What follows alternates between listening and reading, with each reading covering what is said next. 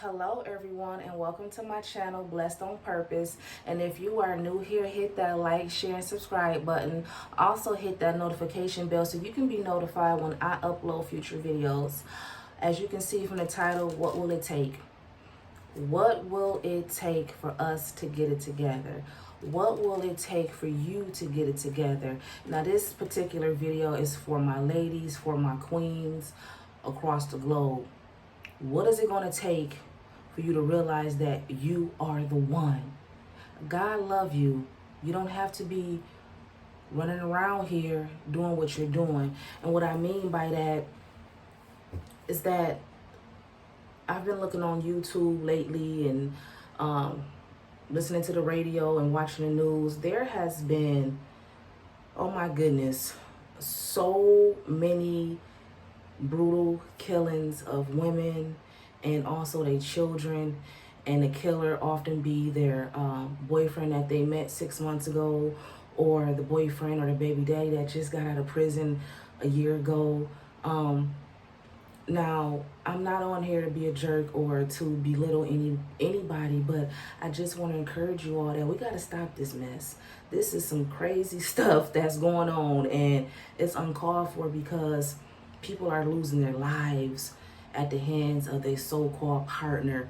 And not even that, we land up with these men or land up with people, and we think that they mean us good, and they don't mean us any good. They're bad for us. And a lot of these people they're demons, and sometimes the devil's sending people in your life, and you think they're the one, and they're not the one, because we're not getting clarification. We're not getting a word from the Lord. That's just like I was on YouTube maybe about a month ago, and there was a woman on there. She had 2 children, and she was giving her daughter a birthday party. I believe this was in New York. She was giving her youngest a birthday party or whatnot, and the little girl dad just so happened to pop up, and he killed everybody in the house. And it's like, wow, you killed everybody in the house. Not only that, you kill your own daughter, so it's just like, nobody can be trusted. This day and time that we live in, you can't trust nobody. I don't care who it is. You can't let nobody in and out your house, especially if you have children. You have to be very particular, and you have to be very mindful, because you're allowing these sick-minded people in your house, and you don't even know they sick. You know what I'm saying? They don't even know they sick. They just have those demons operating in them and telling them to do things, and they're unaware. They don't know. So I'm just here to just talk about, trying to just stay absent from fornicating, having sex with people, and inviting people into your area, your sanctuary, your peaceful zone. We cannot be doing this. We cannot be doing this. We got to stop this. We have to stop, but we got to understand and realize who we are in the Lord, who God has called us to be, what he has in store for us, because at the end of the day, the blessing is on the other side.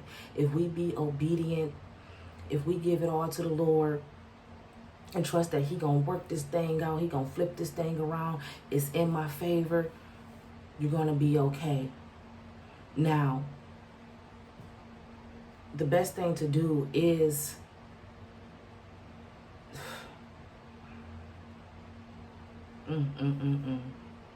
the best thing to do is to stay to yourself. There is nothing wrong with being alone. This might just be your season for you to be alone. God might have you by yourself so he can use you, so he can speak to you, so you can be able to hear him clearly. You don't have to depend on nobody to help you out, or to depend on nobody to give you money or any of that things, because what I learned about a man, and if it's not your husband, he wants you to do sexual acts for money, and it's like, it's not even worth it. You giving your body up, and you connecting these soul ties with these people, and these people got some spirits on them, and I mean some heavy spirits that can't nobody cast out but the good Lord himself, or somebody that's ordained under the authority of God to cast out them demons. It's nothing to play with. You know, you get to dealing with these different people and these different spirits. You start lusting for these people. You start thinking crazy, you know, if they not with you, or what they doing, who they with, where they at. You know, you start looking on social media to see what they're doing, and you know, it's just not worth it, because if that person's for you, you're going to know that person's for you. And this is why, again, we have to wait on God to send us our ordained spouse, or, you know, when he's ready, he'll give us somebody. You know what I'm saying? It's just not that critical for you to be with somebody and to risk your life, you know. And I don't mean to bash nobody on here, and I'm not talking about nobody, but this is straight facts. And especially if you are a woman and you're messing with a drug dealer and you have children, or let's say you didn't have children, it's a scary thing, because you gotta continuously watch your back all the time, you know, who around you and who he's dealing with, what kind of transactions he's doing. And you don't want to get caught up in that kind of mess, because it's been a lot of people, again, it's been a lot of people, especially women, that's been getting killed because of their boyfriends are in the streets, they're selling drugs and a transaction went bad, or somebody done came to their house to try to kill the boyfriend and they end up killing you. Not a whole house dead, and your family wondering about what's going on, and how come you haven't spoke or told anybody what's going on. And this is how the devil operates in people, because he wants you to be in secret. He don't want you to tell nobody what's going on. So when all havoc and chaos break loose, it's like nobody knows. Nobody know what happened to you. Nobody know what's going on, because you're operating in secrecy, and that's how the devil operates. You know, it's just so unfortunate that some people believe and often feel that they gotta have somebody right there with them. You don't have to have nobody with you. All you need, again, is the Lord, and he gonna comfort you. He gonna be there for you. You just have to call on him. I don't care if you gotta crawl on the floor all night and day. You gotta scream out. You gotta holler. I don't care what you have to do. Whatever it takes for you to get that relationship with the Lord and know that he is real, and know that he is there for you, you're gonna be okay. You gotta be like that lady in the Bible that touched the back of Jesus' garment. You know, the woman that was bleeding all those years. She just wanted to be healed. She just wanted to be healed. And she said, if I ever get a chance to touch Jesus' clothes, I know I'm going to be healed. And she had that chance. And she touched the back of his garment, and she was healed. Now, I want to just read something real quick. So, when you start dealing with people and you get these soul ties, and these people have demons connected to them or whatnot, if you get delivered from it, right, and you go back and do the same thing again, that means those demons is going to operate 10 times worse. In Matthew chapter 12, verses 43, it states, now when the unclean spirits has gone out of a man, it roams through the waterless places in search of rest, but it did not find it. Then it says, I will return to my house from which I came.